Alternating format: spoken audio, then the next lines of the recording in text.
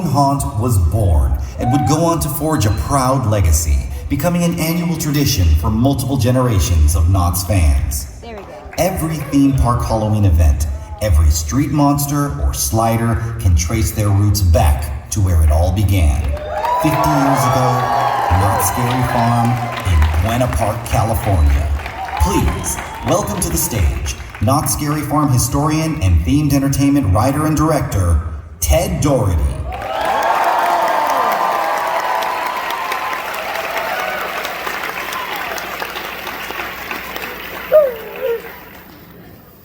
Hello. Hi, everybody. Welcome. Thank you so much for being here today. Oh my gosh. Well, my name is Ted Doherty, and I'm a writer, producer, and director for large-scale Halloween theme park attractions and events, and that allows me to work with companies like Knott's Scary Farm, especially this season, which we'll get into later. But my roots are at Knott's Scary Farm. I worked there several years as one of the slider monsters in the Ghost Town Scare Zone. Yes!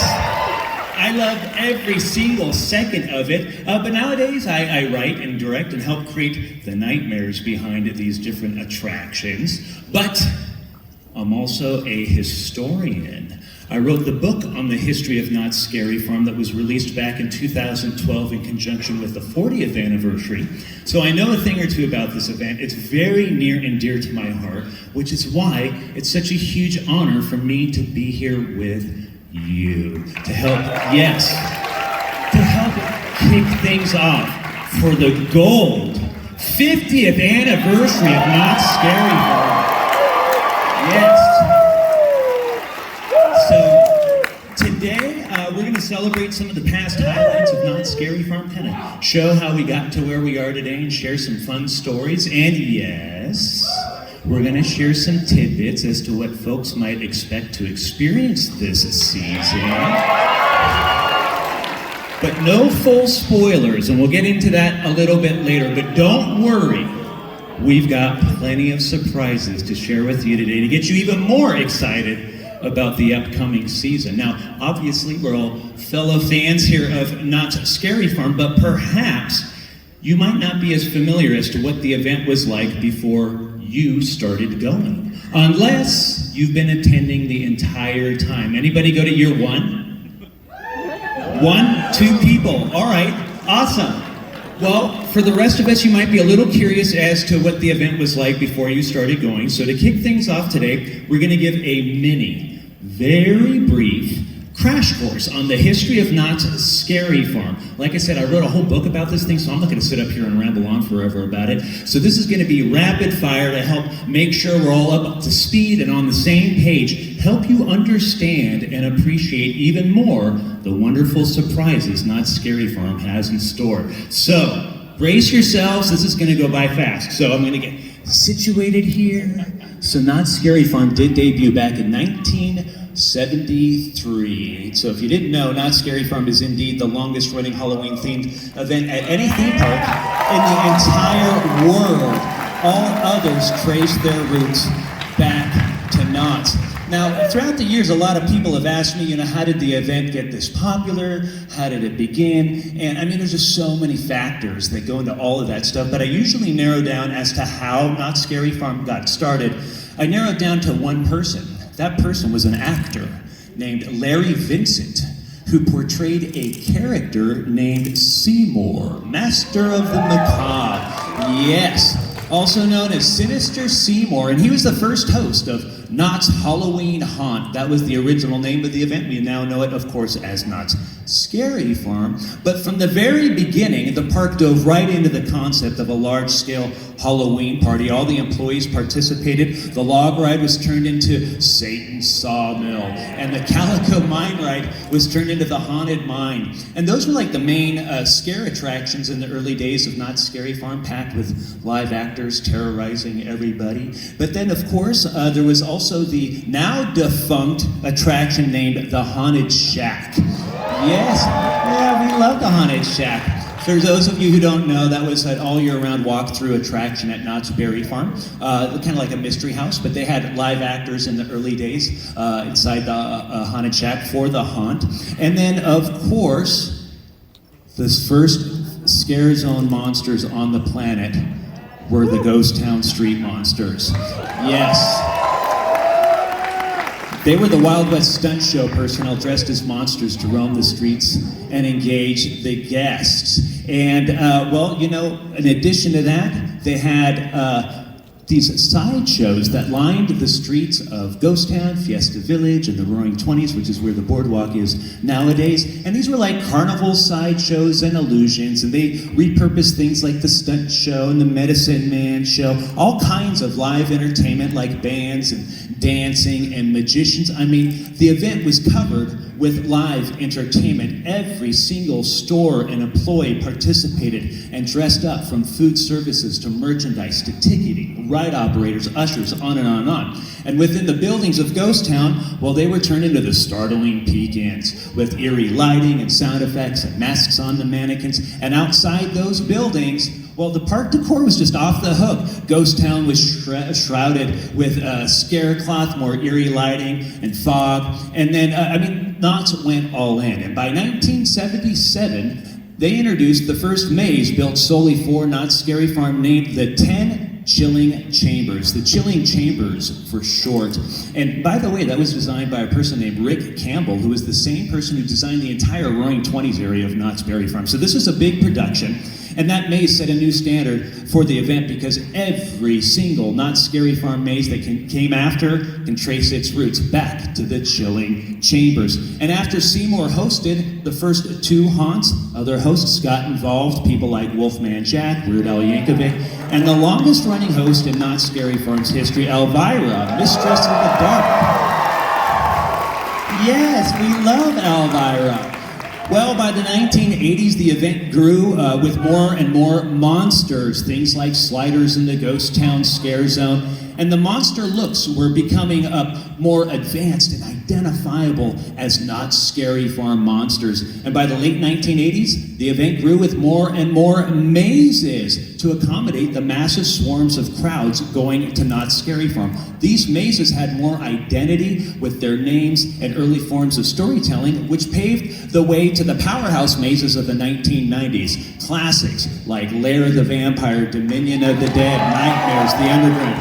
Yes, classic mazes that really kind of established the high quality and maze design that we see today at the event. And in time, other scare zones were added aside from Ghost Town, like the Gauntlet, the Swamp, Carnival, Silver Bullet Mine Town, others like Necropolis. Now, all of a sudden, the entire event was covering the park to make way for groundbreaking mazes like the Carnival of Carnivorous Clowns in 3D, to classics like the Asylum, 13 Acts Murder Manor, Doll Factory, Trick or Treat, on and on and on. So many of these amazing mazes that really kind of raised the production value of these different attractions. And soon, interactivity was added with attractions like Trapped and the Skeleton Key Rooms.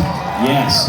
And that led to other attractions like Infected and Bloodline, where the guests become active participants within these different attractions. And throughout the years, well, the show productions grew from things like The Hanging all the way to Puppet Up, from Zamora, yes, to the Misfit of Magic, Ed Alonzo. And then, of course, theatricality was added to attractions like Paranormal Incorporated, The Hollow, Forsaken Lake, Origins, The Grimoire.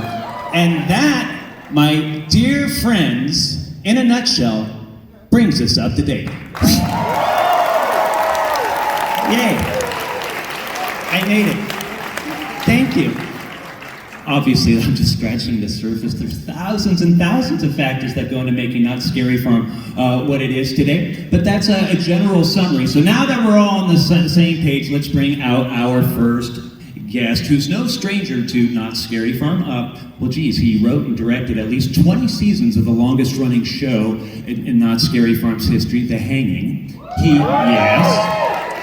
He's the brainchild behind the groundbreaking, revolutionary, and award-winning Ghost Town Alive. He's the former Vice President of Entertainment at Knott's Berry Farm and is currently the Corporate Director of Creative Development Experience Design for Cedar Fair, the parent company of Knott's Berry Farm. Please welcome the amazing Ken Parks.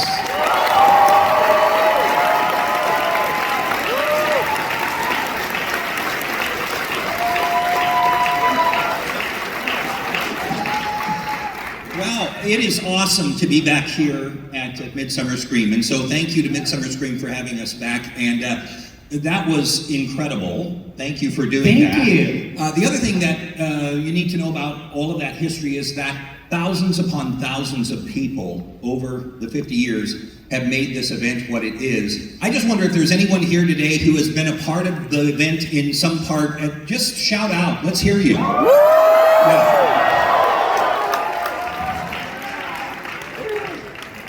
All started as fans, right? We all were fans, and we luckily got an opportunity to play in the sandbox. So. Absolutely. And speaking kind of that, I think all of us have our own story on how we were first introduced to Knott's Scary Farm and how we first discovered it. I thought it would be kind of interesting to hear from the former Vice President of Entertainment of Knott's Berry Farm and what your first experience at Knott's Scary Farm was like. I think we've talked about it in the past. Your first year, 1986? Yeah, I was working in a magic shop in Fresno, California, and heard a radio ad for the greatest and largest Halloween party ever to be held at Knott's Berry Farm. And I was like, I gotta go check that out. So I made the 5-hour drive down to Buena Park.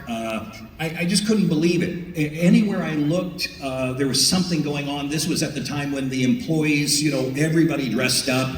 I experienced the witch hanging, which was, this kind of organic, even though it was listed in the program as midnight, it was still it was organic, and it happened around you. And I had one of the biggest scares that I've ever had at Scary Farm happen that night. I didn't want to leave. And I knew I'd have to make the 5-hour drive back, but here it is, 2 o'clock in the morning, and I wind up over by Wilderness Dance Hall, and there's just so much fog, and I'm by myself, and I just hear this sound of metal just scraping, and I think to myself, oh wow, and you don't know what, I didn't know what to expect. I was just so overwhelmed by the whole thing. I'd never experienced anything like this before, and I thought, how did they do this? They've created this scare just for me, right? And it just metal, just scraping, and it's coming towards me, and I'm just terrified. And then the fog sort of lifts, and I can see Freddy Krueger in the fog, right? And I'm like, I'm in an alley, and Freddy Krueger is coming near me, and there's this weird scraping. Anyway, since everybody dressed up, it was a street sweeper who was dressed as Freddy Krueger. And it was his dustpan hitting and I was sold, I was in. That was it. Lifelong fan. I love it. Thank you for sharing that. At the top of all of this, I was kind of mentioning all the early live entertainment throughout the years at Knott's Scary Farm. In your opinion, can you talk a little bit about the importance of live entertainment at an event like Knott's Scary Farm? Well, my first year going to it, and then of course I came back until I was lucky enough to actually be cast in a show at the Birdcage Theater. But I think what it does is that you get terrified, and in '86 all of the whole park was really, the mazes and everything they were in the park, right? So you'd mentioned the Haunted Shack, that was a maze, and even the old gasoline alley cars, were a maze. And so it was all in the park, and then, so it was really, felt like it was just anywhere you looked, it was happening around you. And the shows, were really fun and kind of broke up sort of the tension. There were a lot of really terrific shows over the years. And the thing about the shows and really the mazes, really Knott's Scary Farm, just if you look at it in general, has never been afraid to try something, right? And if it hits, it's great. And what happens is the fans and all of us as fans, we sort of together have organically made the event, right?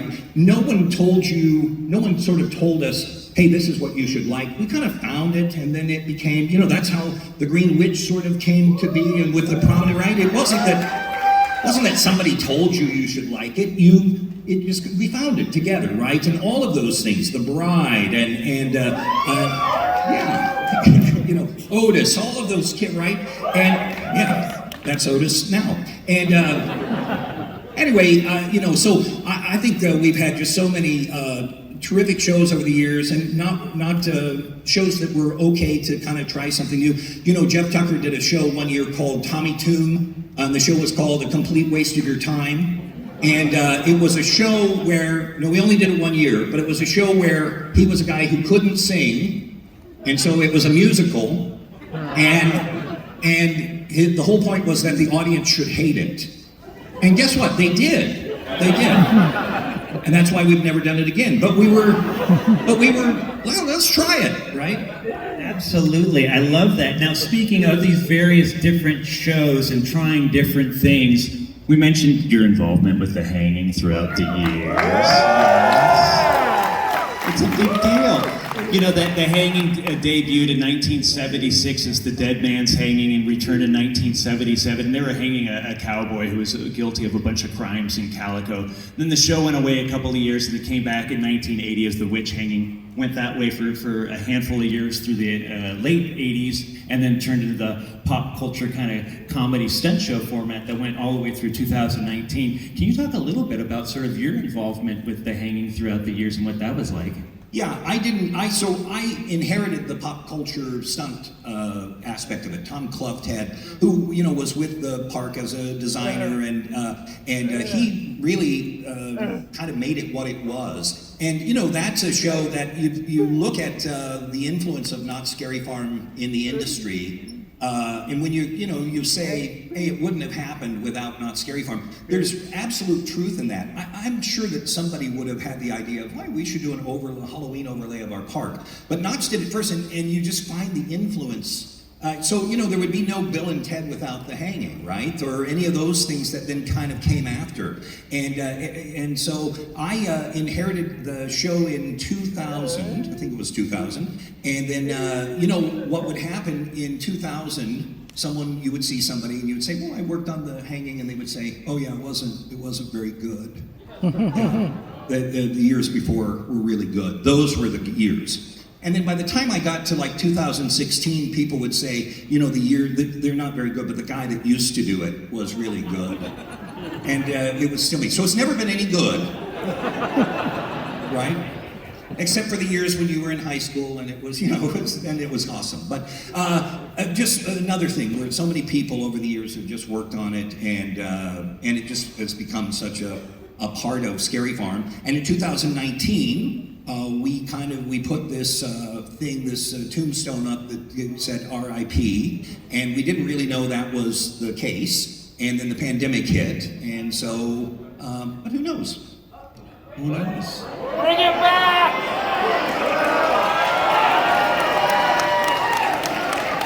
Who knows? Who knows? But Well, that sounds like a good idea. it does sound like a good idea. Hey, switching gears real quick, I just put this slide up here, that this is a fun slide that's a behind-the-scenes slide of Ken Parks directing The Hanging way back in 2004 while we were filming Season of Screams, a documentary on Knott's Scary Farm. Ken, what do we see in here? We see the effects of pie.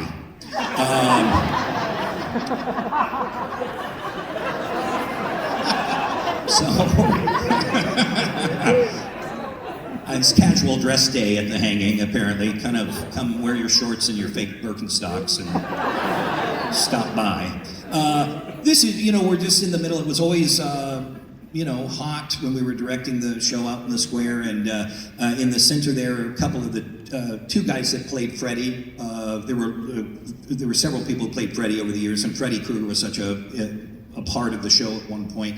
And so you've got Rich Warren there at the bottom, and then John Breeden, who is now Rich is still in the stunt industry and in the film industry, and John is a Long Beach fireman, and so doing different kind of stunts, but we're glad he's doing that. And then, you know, some goon they invited along. So I Love it. It's fun. Hey, real quick. Oh, really quick. yes. Go back to the. Really, do you mind? Also, can, Casey right. Hendershot. Sorry, so right down in the lower. It's my lower left. I don't know what it is for you, but that big guy. That's Casey Hendershot. He was in the show for many years, and he, if you saw Westworld, he's the guy that kept bumping into the hero every time you get off the train. That's that guy. Oh, That's wow. that. I've impressed only me.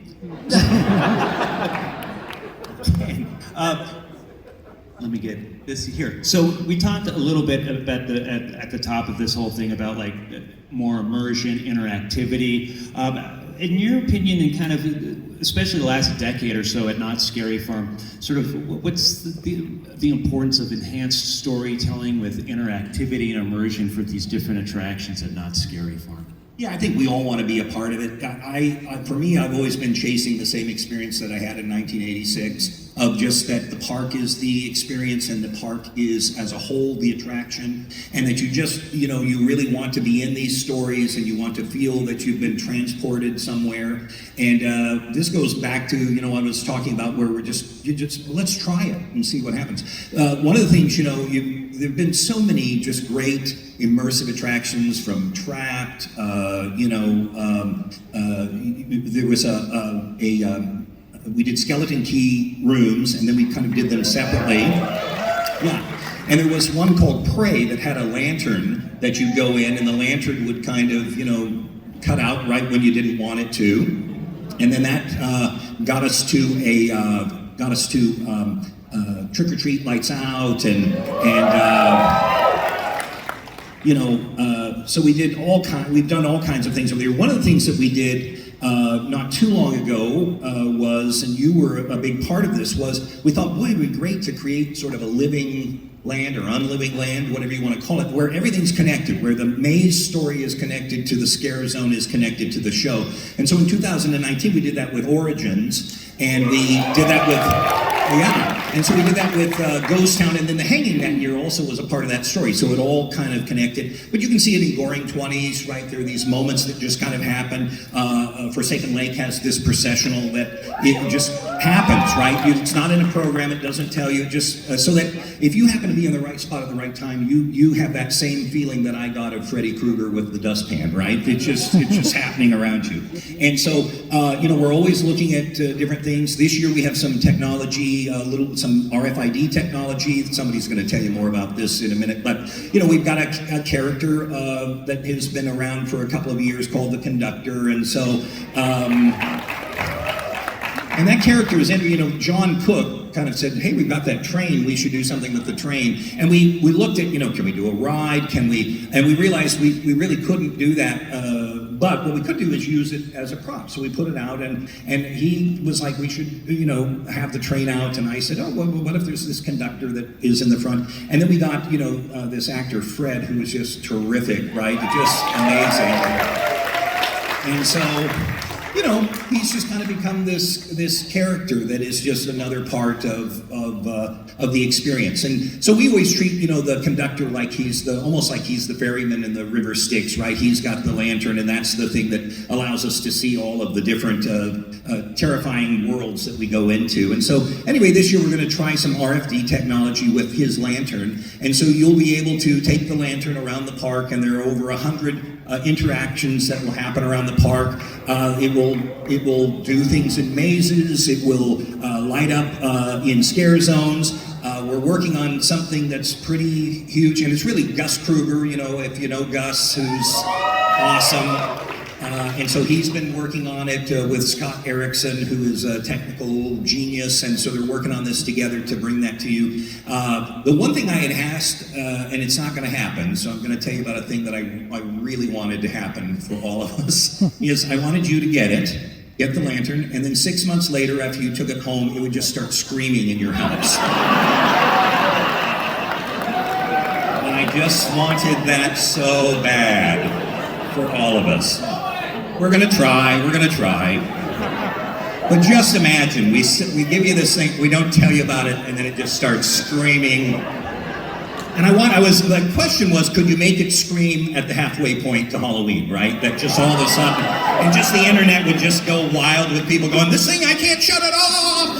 the switchboards at Knott's would be just on fire. So anyway, it's not going to do that, but it's going to do some really cool stuff, and I think Carl's going to tell you about it. So. Yes, very exciting. Thank you.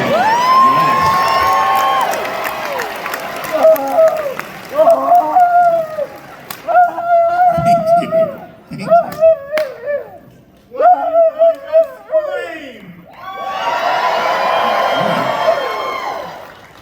Awesome. Yeah? Hey, Ken. Yes, sir. Who is that guy, by the way? That was Carl. We're going to talk to Carl a little bit later on. But Ken, you no longer just oversee things like Knott's Berry Farm. You're overseeing a lot of different locations now. What is it? What's the process in the idea of taking the concept of a haunt, like at Knott's Scary Farm, and kind of spreading that idea to different locations? Well, Knott's is certainly unique in Cedar Fair, right? And it's really unique everywhere in the industry, but it's really unique to us as a company because it's really the most terrifying, scary event that we do.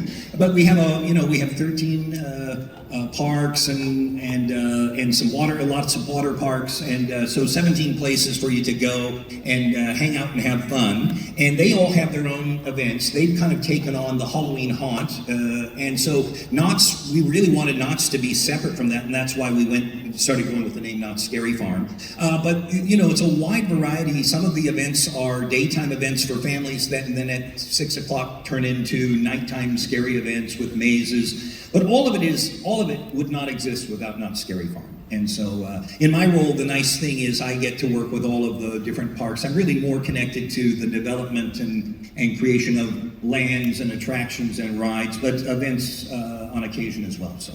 I love it. We do have another little kind of announcement that we would like to make. Ken, do you want to make it? I do. I didn't want you to have to do it because then it would seem like, okay. So I thought, so one of the things is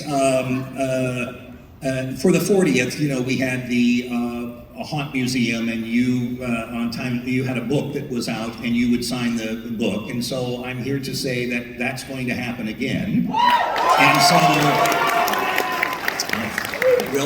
There'll be more coming up in the panel, but there is now a 50th year edition of the history of Knott's Scary Farm, written by yours truly, with a foreword by Neil Patrick Harris.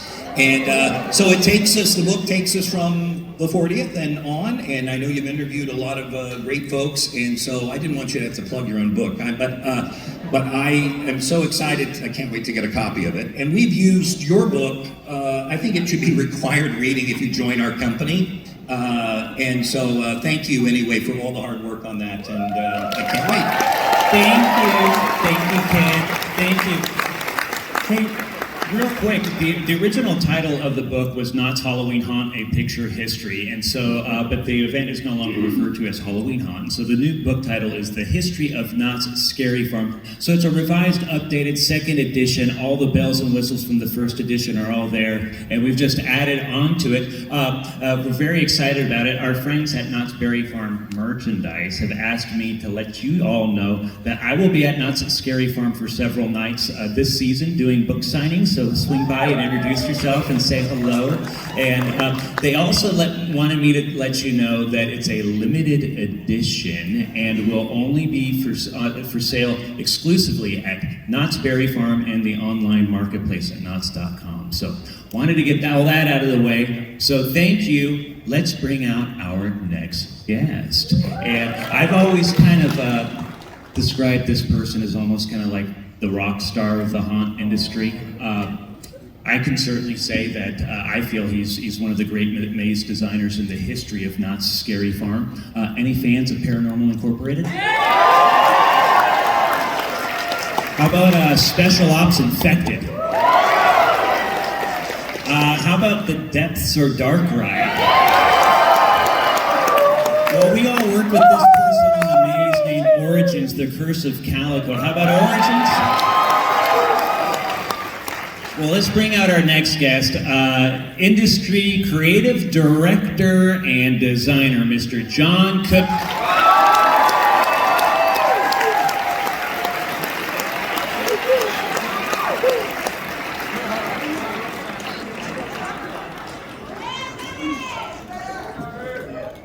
What's up, guys? Did we plug Ted's book? Yes. Okay. John, we're here. Hey, real quick, I want to just at least briefly let people know like how we're here and why we're involved and all that good stuff with Not Scary Farm for the 50th anniversary. We're back. No, we're very, very honored. I know everybody said it, but we are here first as fans of Not Scary Farm. We live and breathe Not Scary Farm, so we are super honored to be invited back to help participate with the programming and some attractions for Not Scary Farm this year. Yes, and I think a lot of folks probably are very familiar with your design work, but they may not really know about the fact that you started as a monster the way I did way back when. You want to talk a little bit about your years as a monster at Not Scary Farm? I'm going to tell a quick story real quick of how this came to be. So I was a fan of Not Scary Farm. I had gone a few years, and I thought, okay, this would be fun. In my past life, I spent some time as a touring musician, so I had a little bit of a break. I'm like, okay, let's go work Not Scary Farm. That'll be fun. I walked into the employment office, did a little audition, and I was turned away. But I did not quit. I went in and I got a job as a carpenter. First thing I put on my nice new uniform, walked right back into the employment office and said, I was sent here to get a maze position, please. And I got my first maze position in Hatchet High back in 2005. I love it. And then you were a street monster as well. Went into Carnival as a chainsaw clown. Got the bug for sliding. So I worked as a slider in Carnival as well as Necropolis out in Camp Snoopy. And finally, I went into Ghost Town as the Ghost Town prisoner, which I then retired. Awesome. Well, after being a monster for a while, you did wind up in the prop department. Can you talk a little bit about sort of what that entails, working for props for Not Scary Farm? Yeah, so because I decided to go get the job as a carpenter, I then had to stick it out as a carpenter for that year. But I truly, that's where I really fell in love with Haunting. I really enjoyed the production, the magic of everybody coming together, working really hard, and popping this event up, which seems to be very, very fast and very, very long summer at the same time. But so I did a couple years as a carpenter. I got into the props department. That's where I kind of got to learn a lot more about the craft of kind of design and how you use different layers to create these immersive sets, and really, really enjoyed that. So I worked a couple years in props. I love it. And then now thinking about the different mazes that you've created for Not Scary Farm, can you talk a little bit sort of about what you would consider your approach is when it comes to enhancing immersion for the different mazes? So I think, speaking of this 50th celebration, that's 50 years of people working hard, coming up with creative ideas, innovating. So we had a really great foundation to then take and run, and that's kind of been my approach, I guess. Always keep the history in mind, the things that are tried and true that we all love as Not Scary Farm fans, the rich storytelling, the original stories, and then building on top of that and creating these really, really awesome immersive worlds. I think that's where it always starts with us when we're sitting down to work on stuff is an interesting narrative and a compelling space that I, as a fan, would like to walk through. And then from there, we kind of pump it up with different technologies and always trying to push those boundaries. Yeah, and that kind of leads to something we wanted to briefly mention, something that we wanted to share with all of you folks, something that we've kind of been working on for a while, all of us here, and it's something that we're very proud of. And we've said it now, but hopefully you understand that, first and foremost, we are fans of this event. We care about it, we love it, and this thing that we've been working on is something us as fans, we would want to see at the Not Scary Farm 50th anniversary. So we're happy to announce that we are creating and will be presenting a Not Scary Farm 50th anniversary Legacy Store and Museum. Yes. This is not just going to be taking a souvenir off of a shelf. This is a fully immersive retail experience. So you can kind of get an idea of the scope of this. This is going to be located in the Emporium over at the California Marketplace, just outside the main entrance of Knott's Berry Farm. And during the day, that's how you'll be able to go inside the store. So you don't have to be inside the park during the day to visit the store. However, at nighttime during Knott's Scary Farm hours, the only access will be from inside the park through a rear entrance that will talk a little bit about it. So you want to walk them through some of what we're going to be doing. So we approached this experience. Ken brought us in to help out with this experience, and we really truly approached it like we would do one of our maze attractions. So it's a really deep dive into scenic production. It's very high quality sets, a lot of scenic lighting, everything to really create this immersive experience. And as we're gonna see here, we're gonna take a couple nods from our old favorites. You know, we had a thing in production when I was working, especially speaking of when I was in props. We'd always take these pictures on the pumpkin stairs. It was like a really cool photo op. So we said, let's turn that into photo op for the guests to be able to come and do as well. So as you journey through this experience, you're gonna visit many different old maze influences as well as scare zones. But there's also gonna be lots of awesome, fun photo ops throughout it as well. And here we're looking at a cemetery portion, and again, more nods to various themes of Knott's Scary Farm's past throughout all of it. Yeah, like with our maze approaches, I always like to think of them as an adventure that you're going through. So that's what we did here as well. As you're going through the store, could be a non-linear experience to where you can venture off into different elements. And here's kind of the focal point, what we're calling the rotunda, the focal point of the store. Yeah, this is the heart. This is the heart of the entire space. This is kind of a theme that you'll kind of see throughout the event this year as they make future announcements. You're going to see this kind of theme reoccurring, and it's something that we wanted to do, as Ken was speaking to earlier. This connectivity through the entire event, and this is kind of the central hub of that, where everything is going to be built off of. Yes, we're very, very excited about it. Thank you.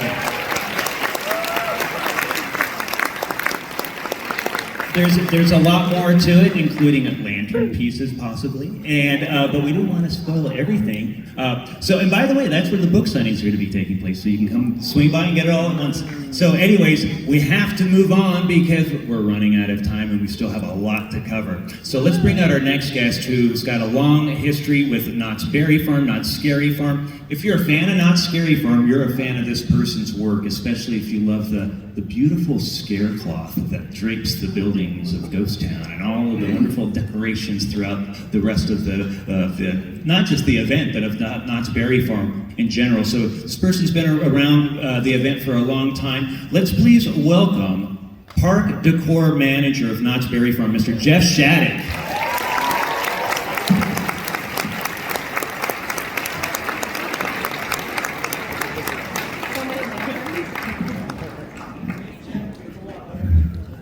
Hi, Jeff. Hello.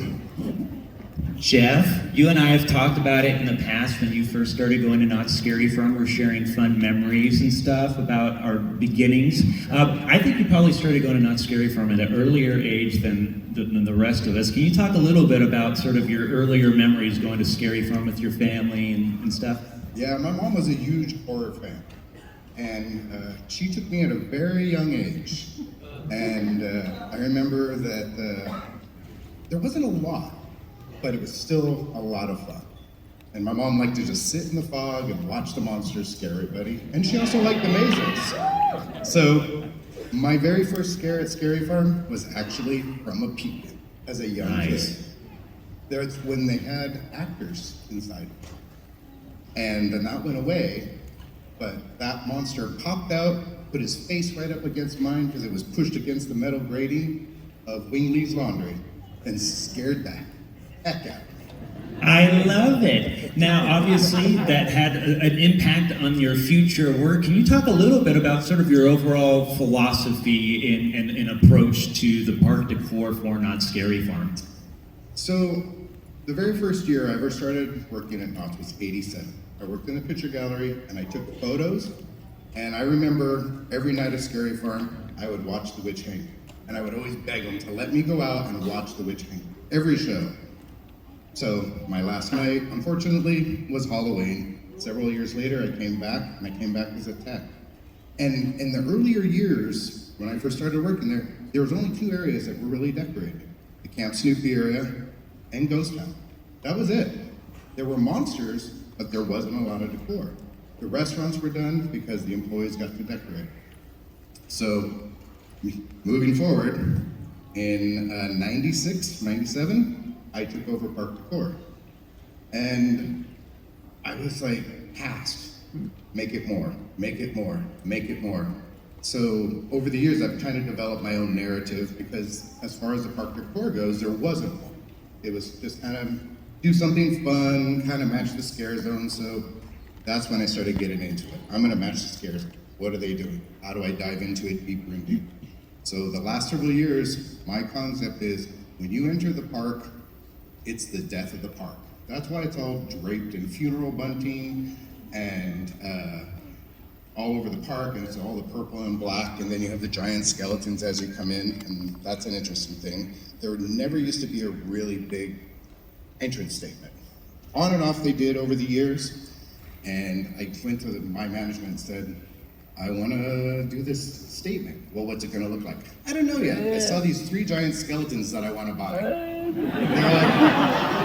like, okay, well, what's it going to look like? I have no idea. Let me work it out. Bought the skeletons, and that is the display that we currently have at the main gate. But for 50th, this is what you're going to see. How about that? Incredible. I love it. I'm glad. Yes. I'm hoping we pull it off. And not only, we talked a little bit about these lanterns. Yes. I think some of the park decor is going to incorporate some of the lantern use as well. Yeah, so I heard about these lanterns, and I'm like, what are these lanterns? I keep hearing about these lanterns. So I'm like, I've got some new technical people on my team that are amazing, and they said, let's do this thing with a spider. And I'm like, all right, what do you want to do? So next thing I know, we've built this entire, we're calling it a swamp spider. It's interactive, and it also is interactive with the lanterns. And Park Decor has now developed about 5 other items and areas that will be interactive with the lantern. Great.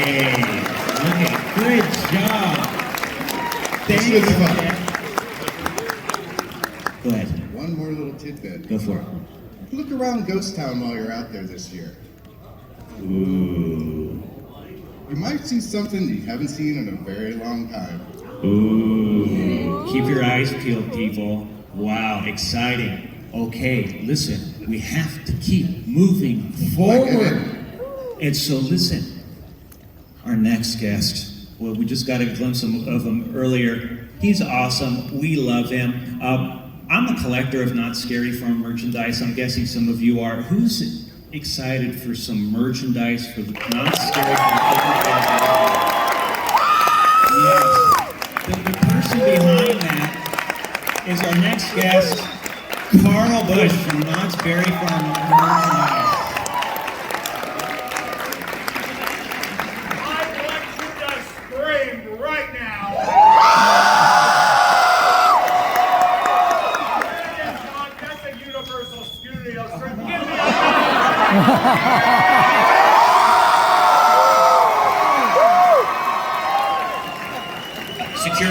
Security. Oh, I'm sorry, Jeff. Jeff and I have a very strange relationship. I can't stand him and he can't stand me. It's a perfect relation. But we work well together. We do, and that's the thing. That's the beauty of Knott's Berry Farm. And I could talk about this for about 4 minutes, right? You have that, and here's your clicker. Go for it. You've got it.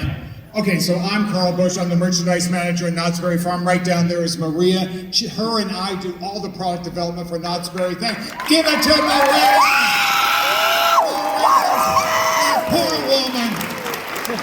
Working with me, I'm loud, I'm a pain in the ass, and thank God I work for Knott's. Anyway, so what in the hell do I do with this? Okay, there we go. Okay, that's it. Oh, now I can see it. Oh, look at this, ladies and gentlemen. You know we love purple. You know we love green. So you know we love this. I am giving you not one, not two, 21 new shirts this year. Come on! If I'm not talking loud enough, I can talk louder. Oh, come on! You know you want it. You know it.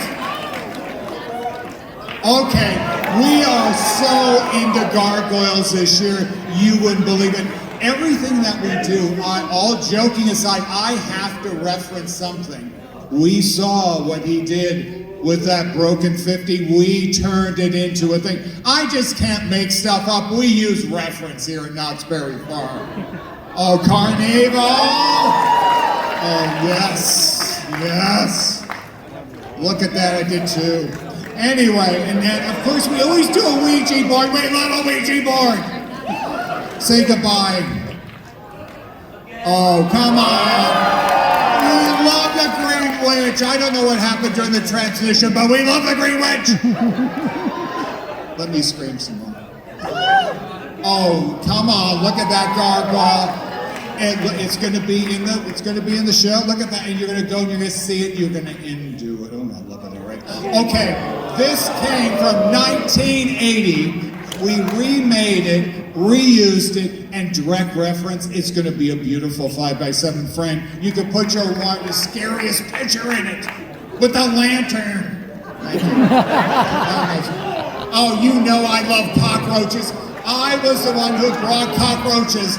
Every year we sell 50,000 cockroaches at Knott's Berry Farm. And I only buy 10,000, but we sell 50,000. That's all right. Why am I screaming? Anyway. Okay, there was a spider on the gate. We put the spider back on the gate. Oh no, we didn't. We put it on a shirt. We didn't put it on a gate.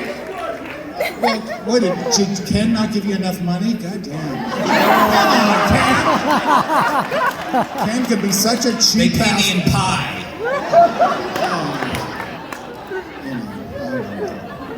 You know, those are our pumpkins.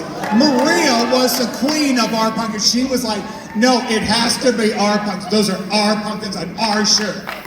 You're not going to be seeing that in any of those other crappy parks. You know this is my only job I have left. Anyway. Oh, all over print. Oh, man. Oh, come on. It has a sew-in label. There is this guy. So every shirt like that is slightly different. It makes it a total collectible.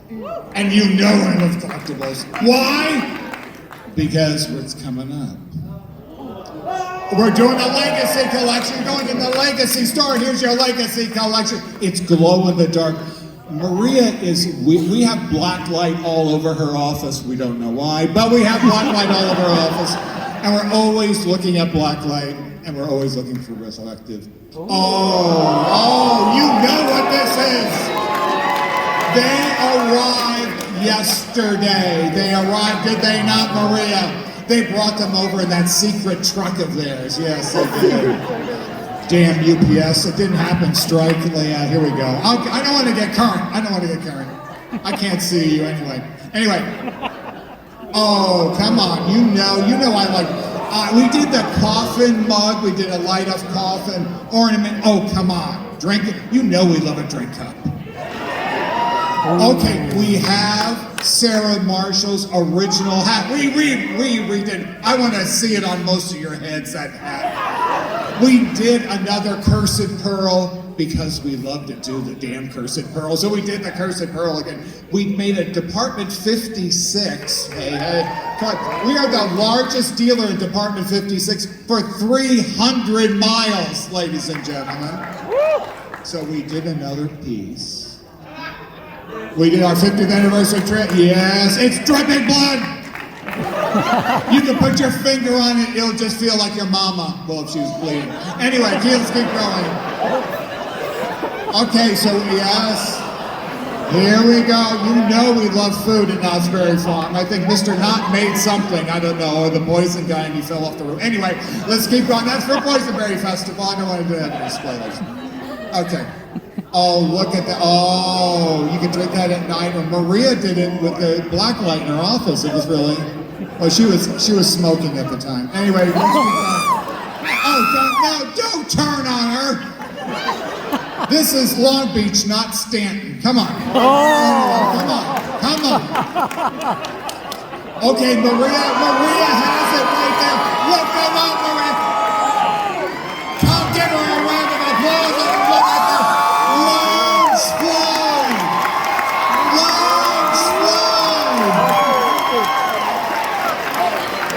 I dare her to leave this room with God's bag. Because this is turning into a Stanton crowd. You're not getting out of here, lady. We did a crossbody bag, and the lantern. 100 iterations. You're walking around. You're lighting stuff up. Things come out of the walls for you with this. There's going to be a map. There's going to be the whole gig for this. This is a beautiful thing. We also made a collectible conductor, of course. Okay, tiki mug from Tiki Farm, the crown jewel, San Luis Obispo. Yes, that's where they come from. Well, they kind of come from there. Anyway, that's our new 50th anniversary. We sold out of our first tiki mug. This one guaranteed sold out. This is no joke, ladies and gentlemen. No joke. Look, custom everything. Look at Maria and I did our jobs. Don't let them tell us no. Right, Maria? Damn straight. Anyway, why am I swearing? Anyway, is there any children in here? It shouldn't be. It's Long Beach. There shouldn't be children in here. Hey, come on. Okay, I did 50 pins. 50 pins! I gave you 100 pins for the 100 years. You get 50! For Scary Farm. I can't show you all the pieces. That's why they're all blocked off all really bad. I also made you a coffin pin, so you can basically put all your pins on it and put it, and you can glow in the dark just like Maria does. It's a nice, I don't know what they're gonna look like, but it's up to you. Yeah, you two, you're all adults, you do what you want. So yes, we made, yes, 50. Now, they're all going to be, okay, I'm gonna tell you one thing only, extremely limited. You see that pin, you want that pin, you buy that pin! I go through all those pin things. I don't want to hear it. You know, so the thing is, I'll pin trade with you, but you're not going to like it. Let's go with that. Anyway, but the thing is, I also did a cockroach pin because I could. Anyway, but we also did all the logos. I did all the logos. I did all the main things. Of course, these are only 20 of the ones I can show you because we can't show you all that we did. Well, that's just the way it is, lady. Anyway, I made a scary I made a game. Okay, you know the game that we did for, the Knott's Calico game that we did.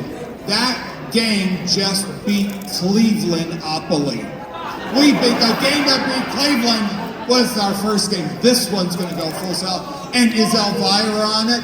Damn straight Elvira's on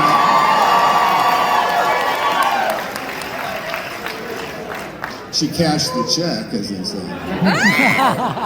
But it's a great game. Look at that game. Oh, my mama would love it, but she's dead. Anyway, let's keep going. Why did you bring me there? We're doing this damn book. And you know what I did? I'm going to do it. One of those pins is his book pin. One other fact, that book, the 40th anniversary book, is worth $148 on eBay right now. This book I produced, it's going to do the same thing. Get his signature on it. We're going to have his ass sitting in that thing until he sells all the goddamn book. This is Knott's Berry Farm, ladies and gentlemen. We got to make some money. Come on! They're all paying me for my looks. All right, we created for you an exclusive Midsummer Scream shirt. If you use that QR code, you get to the thing, $26.99 for the shirt. If you want it, you got it. So, ladies and gentlemen, that's what we've done for you. If you have any questions, go beat me up. Don't touch that. Let her get out with that landslide thing. Hey, just quickly, I just want to talk about the shirt just quickly. So Eddie Soto, who was a designer at Knott's and then went on to do a lot of great things for Imagineering, Walt Disney Imagineering. When he was at the park, he designed this art piece. This has never been used outside of the park, and so it's never been used, right? And so this is an original piece of Eddie Soto artwork on that t-shirt, and so we wanted to create something special for you here at Knott's, for at Midsummer Screen. And so there you go. It's they're limited. I'll take the clicker back. By the way, Grab the clicker from my hand, grasshopper. every lantern sold, $5 goes to helping Carl get into the home. So please, you see what we're up against, please. Well, listen. Thank you very much for that, Carl.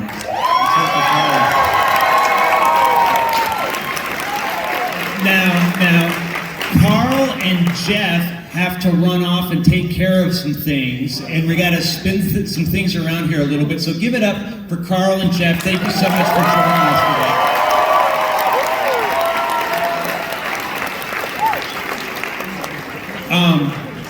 As I kind of mentioned at the top of this whole thing, I usually kind of narrow down as to how Not Scary Farm got started to one person, Larry Vincent, Sinister Seymour.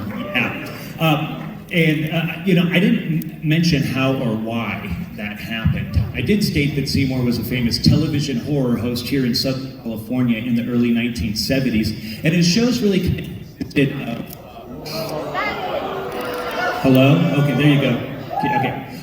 His shows consisted of like B-horror movies, and Seymour would periodically interrupt the film and crack jokes about how terrible the movies are. He would affectionately refer to his viewers, his fans, as fringies, because they were on the fringe of lunacy for liking such terrible, trashy movies. Well, to promote his TV show, he took it out on the road and performed it live at local movie theaters here in Southern California.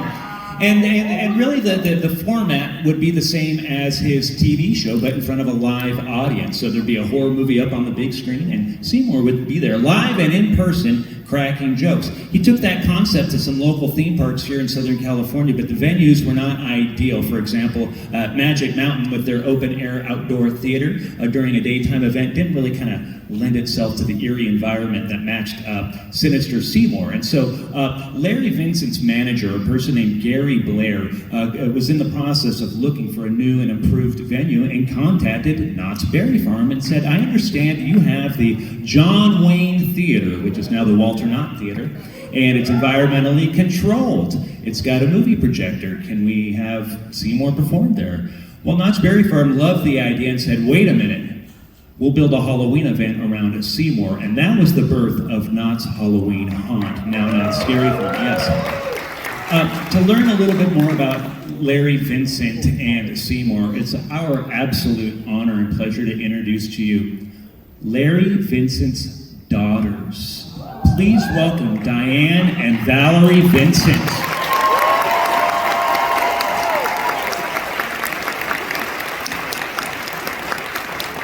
Hello, Frenchies! We're so happy that you're here. I'm so Welcome. excited to be here. This is awesome. Hey, for folks who never got a chance to see Seymour's TV shows, can you talk a little bit about what they were and what Seymour was as a character? Well, you touched on it a little bit, but Great intro. Well, the show itself, as Ted was saying, was kind of a comedic take on really lousy movies, scary sci-fi and horror movies, and it was Seymour's opportunity to do some shtick, before commercial, and sometimes actually during the movie, he would pop up in the corner and make a joke, and I think that kind of gave birth to that later show, Mystery Science Theater. So he turned the sound off and interjects himself and put in his own jokes, and he picked the worst films of the lot, Attack of the Mushroom People, Leech Woman, you know, The Mummy's Tomb, Teenagers from Outer Space. Just pick the worst of the worst, and the worse they were, the better. And he would just with shtick. And Seymour he was described as a cross between Dracula and Groucho Marx. I love it. Because he had the macabre thing going, you know. And by the way, the gauntness, that was all Dad's face. No makeup. He had a very He looked like nobody else. distinctive face. The sunken cheeks worked perfectly for his character. And he was funny, campy, shticky, a lot of gags, a lot of running gags. And he was a cult phenomenon. And had he lived past the age of 50, God knows what could have happened beyond the 5 years that he ran. Yeah. Now, you know, you have your dad at home watching over homework or whatever, holidays or whatever, but then He never did his homework. Oh, okay. Our homework. Your homework.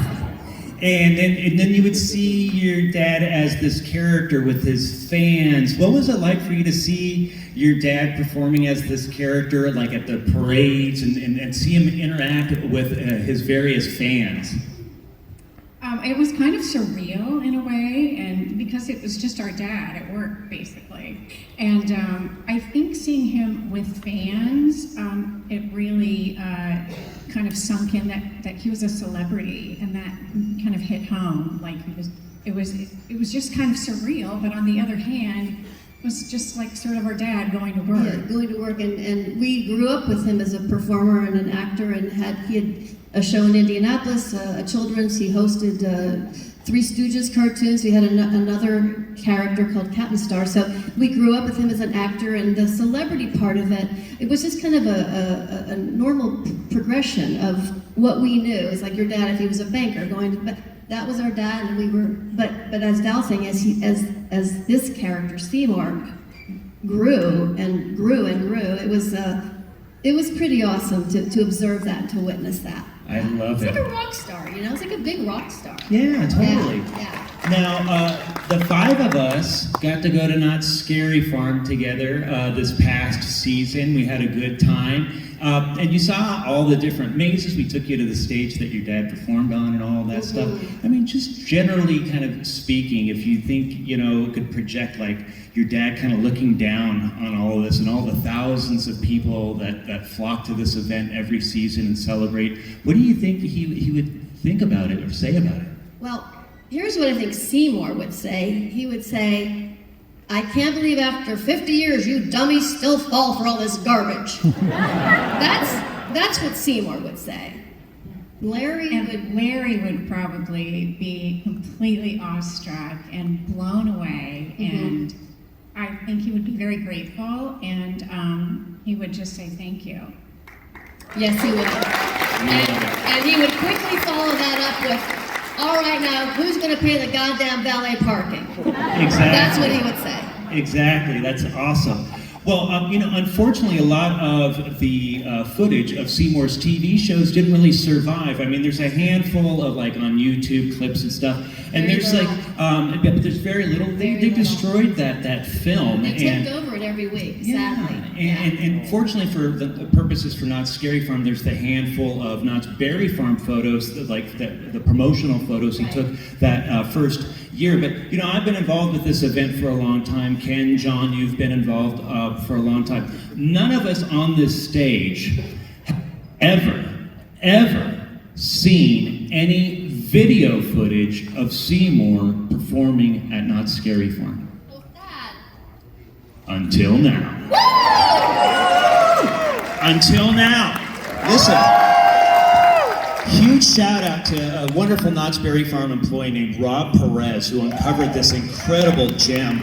As well as Jason Soyster at Cedar Fair and the wonderful folks at the Knott's Berry Farm marketing department to help us get this digitized and preserved. So that way we can share it and debut it all to you right now here at Midsummer Screen. So we're going to dive right into it. You'll see, I'll tell you right now, this is by far the rarest Knott's Scary Farm video footage I've ever seen in my life. It's not a long clip, it's short, the quality's not the greatest, but it's what we've got. And you'll see it's not just Seymour. This is year 2. 1974, Seymour at Knott's Scary Farm.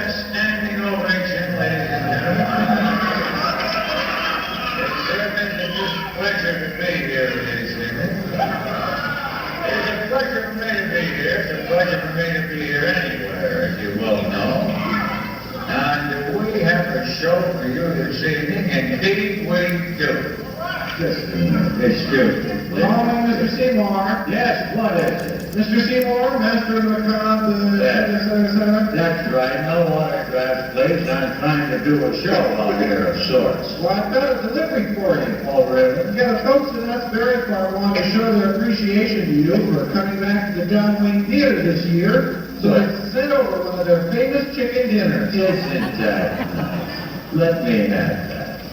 Well, that's beautiful. A little chicken dinner from Knott's Berry Farm. That?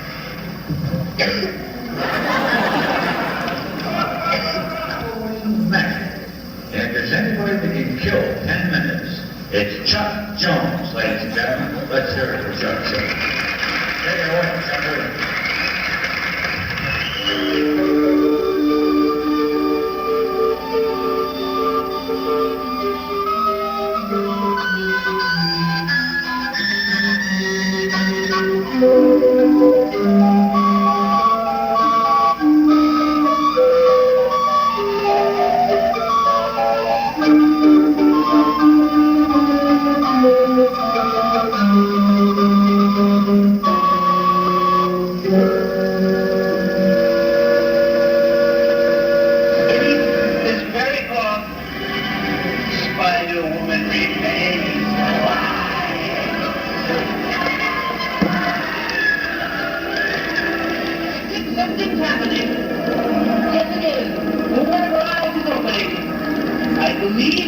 I believe she's beginning to speak.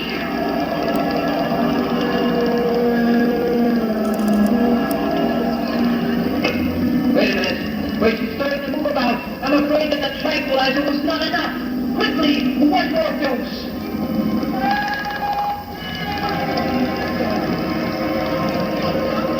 Yeah, no, that didn't do it again.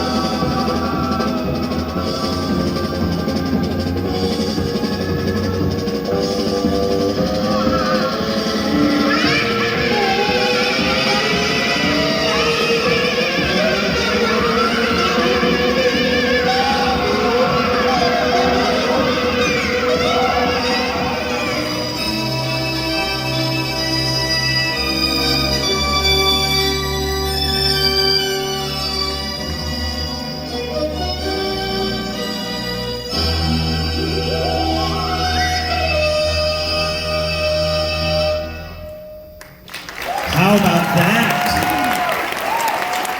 Fantastic. I know we're running late here, so we got to wrap things up. But now that we've learned a little bit about Seymour, there is something that we did want to mention. It's no secret to anybody in this room that there'll be some sort of tribute attraction at Knott's Scary Farm for the 50th. I mean, for crying out loud, if you were born and old enough to go to Knott's Scary Farm in 1997, you probably went through the 25th Shiver anniversary tribute that they did. And it was kind of a hodgepodge of different themes, but we were kind of looking at trying to do something that had a little more narrative cohesion, because when you have parts of past attractions all jammed together in one location with themes that don't really have to do with each other, well, we needed to find a way to pull that together. So John, Ken, and I, as we were kind of developing this, thought, well, what if we had some sort of host who could help pull that together, who could inform the guests as to what they're seeing when they're going through this thing. That way, for people who never went through the original attractions, well, now they're at least informed. And so we kind of like that idea, and we certainly appreciate the important symbolism between Seymour and the birth of Knott's Scary Farm. But in talking with Diane and Valerie, I mean, none of us on this stage were interested in recasting, because there's never going to be another Larry Vincent Seymour. But we thought, well, since this attraction is about tributes in general, we thought, well, what if we created our own tribute to Seymour as a new character inspired by Seymour, who could stand on its own as a creepy, scary icon that would read to a modern audience who has no idea who Seymour was. But if you know who Seymour is, you would see that connection. And so what if we leaned more toward the sinister side of Seymour, more toward the macabre side of Seymour? And well, what we came up with for this host is a new character we have named the Keeper. Yes. And the Keeper watches over the past haunts of Knott's Scary Farm, keeps them locked up and stored away within the confines of what this attraction is. You'll find out about that attraction later on, but for now, with a few very important words, it's our pleasure to introduce to you, for the first time ever, live and in person, the Keeper.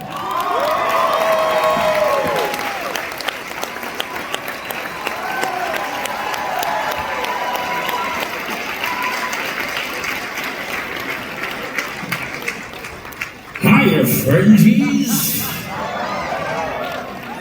I'm here to tell you about a spine-tingling event at Knott's Berry Farm, Thursday, August 24th.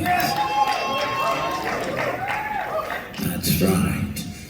This opportunity gives you a sneak peek at the horror that waits for you at the 50th anniversary of Knott's Scary Farm.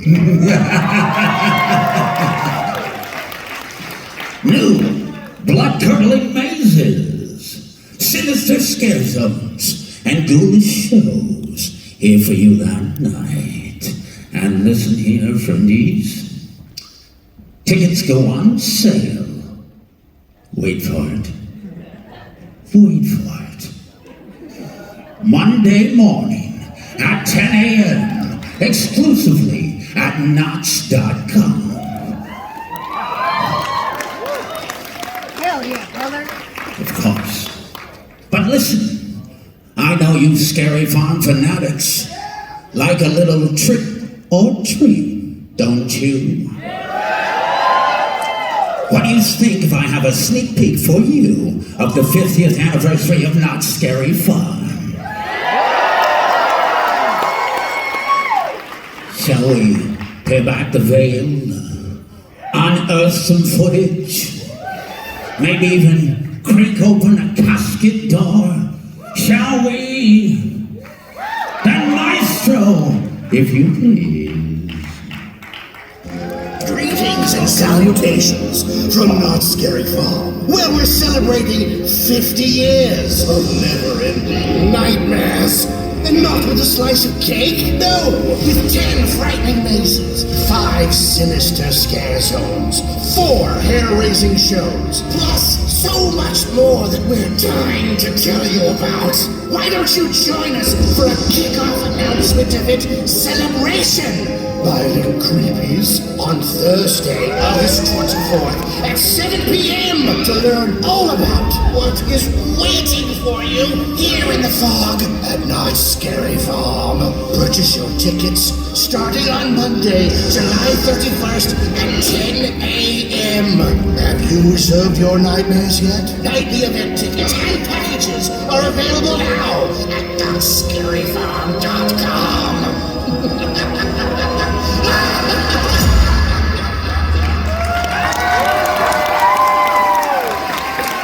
What do you think about that, you groovy ghoulies? For now, head over to the Midsummer Screen Not Scary Farm booth for an unfriendly meet and greet with me and some of my rotten fiends. We're dying to meet you, fringies. Until then, good riddance and bad night.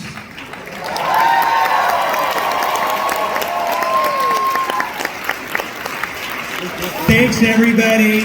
We're going to be over at the Midsummer Not Scary Farm booth. Halloween. Have a good